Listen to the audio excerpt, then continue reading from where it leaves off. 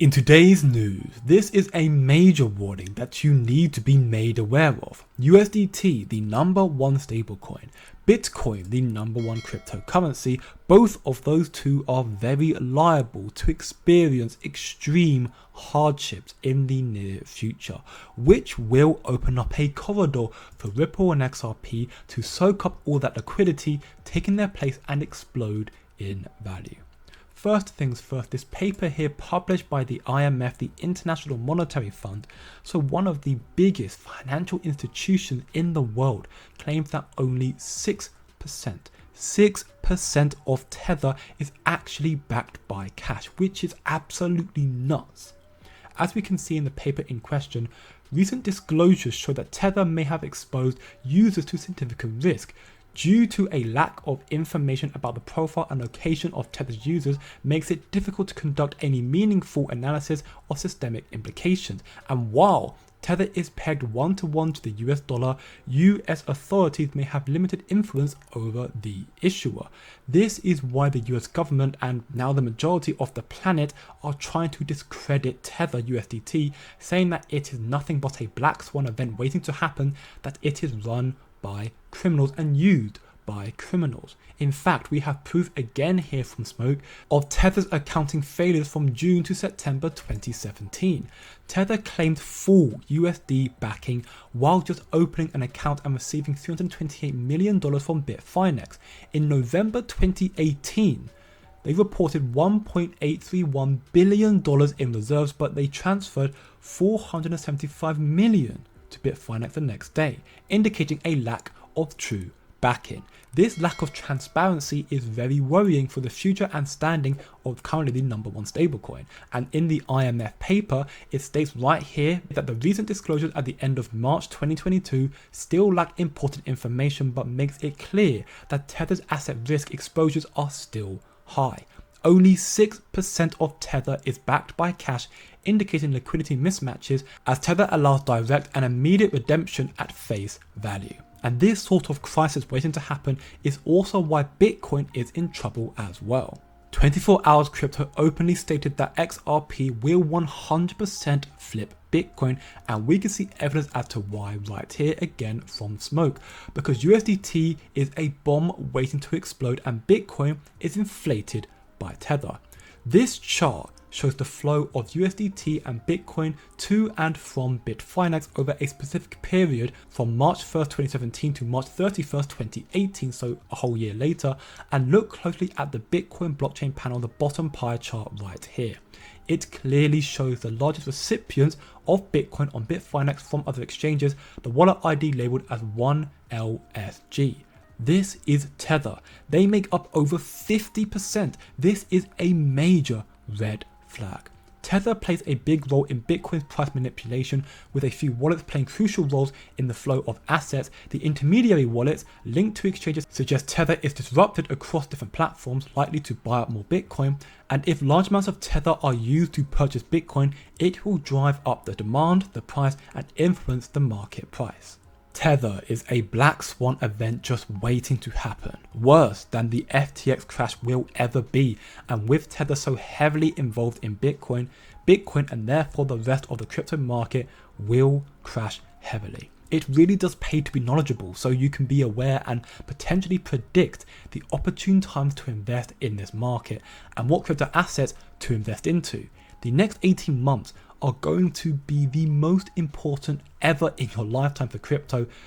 There is so much money to be made in this space right now, as long as you know where to look, which is why I have just created a free to join community Discord server, where in this community together we are all working together to increase our knowledge, to find the true money makers, the true crypto gems, to be a part of the biggest wealth transfer in history.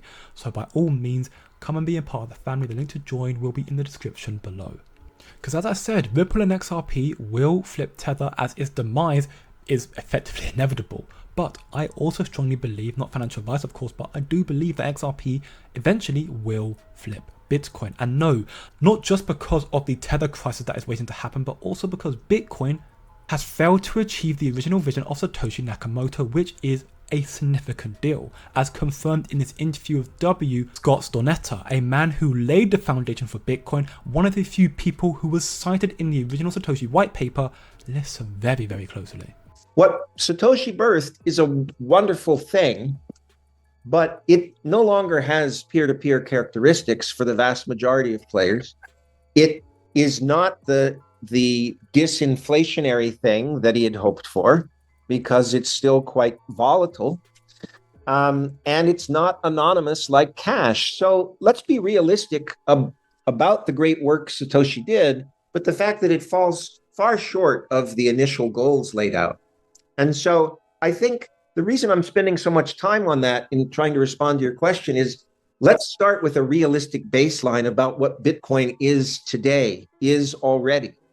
And then in that context, we can look at this question of whether increased centralization will take place, whether it's really more a store, becomes a store of value, which it already has. It really isn't yet. Lightning Network examples and things of their ilk notwithstanding, it's really not predominantly a medium of exchange. Do I have hopes for down the road that things built on top of Bitcoin and other cryptocurrencies will take on more the nature of a medium of exchange and over time a unit of account? I have near to midterm hopes on medium of exchange. Unit of account, I think that's going to be the very last one to be realized. So there you have it. Bitcoin will not be used as a medium of exchange. In fact, Scott Stornetta goes on to say at a different point in this interview that Bitcoin centralization is only going to accelerate, therefore straying further and further away from Nakamoto's original vision. What Satoshi built on top of what Stuart and I had done is a great work of genius. Okay, I don't mean to take anything away from Satoshi, but even if we measure him against his own goals, namely the goals outlined in the title of the paper. First, we really don't have cash, okay? Bitcoin is highly traceable, okay? We really don't have stable peer-to-peer. Yes, the word peer-to-peer appears in the title, but it is only natural that we see this aggregation of assets, whether in the private sector or wherever. It's already taken place. For the vast majority of users, people are not hanging out a shingle with their own node and trading directly with other nodes. For the vast majority of users, there's already a centralization step that has taken place. And I think that is only going to accelerate. Bitcoin will be so scarce, expensive and rare, sitting in cold storage units that no one will use. It will be a store of value, but not a medium of exchange. But XRP will, especially thanks to the introduction of their new RLUSD Ripple stablecoin. Due to the risks with Tether, the likes of Circle USDC stablecoin are quickly growing more popular, but once the RLUSD comes out within the next 2 months, it will quickly become the most popular stablecoin in this market, used by institutions especially, as Ripple President Monica Long talks about the RLUSD as the gold standard in terms of regulations and transparency of backing reserved assets, something that USDT Tether can't and won't do. So with the stablecoin, here in the US, we have money transmission licenses in more than 40 states. We also set about acquiring Standard Custody, which is a registered trust company with the New York DFS. New York DFS is widely regarded, not just in the US, but internationally, as very robust regulator. So we're already building toward the DFS and trust company requirements as we go through that, closing the Standard Custody transaction. So my point being is we're holding kind of the gold standard in mind in how we're building and how we will be regulated. Of course, overseas, we also have applied for e-money institution licensing in Europe, as well as we have the major payment institution license in Singapore, and also have applied or received virtual asset service provider licensing in Europe and other places in the Middle East. Furthermore, we have an interview here with the likes of Jack McDonald, the Senior Vice President of Stablecoins at Ripple, explaining how they will compete with the likes of USDC Circle. Again, listen closely. How do you think of how you'll both complement and compete with the folks at Circle?